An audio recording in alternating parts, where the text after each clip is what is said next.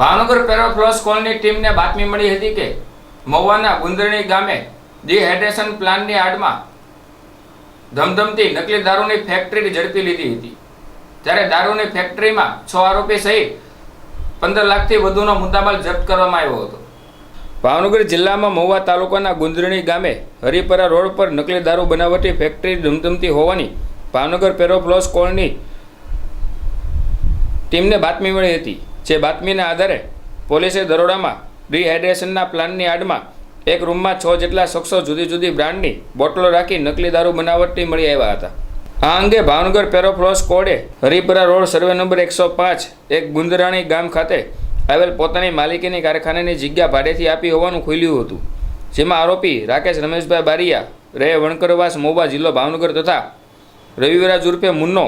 દાનુભાઈ mob રહે પાલીતાણા, ભેરુલાલ નંદલાલ ગેગટ રહે રાજસ્થાન, કલ્યાણસિંહ શેતાનસિંહ રાણવત રહે રાજસ્થાન, ચંદ્રશેખર સદસ્ય કે પુલિયા રહે રાજસ્થાન, લોકેશ ગણેશપુરી ગોસ્વામી, સૂર્ય પ્રતાપસિંહ, ભાનુ પ્રતાપસિંહ રાઠોડ, પુખરાજ દાલચંદ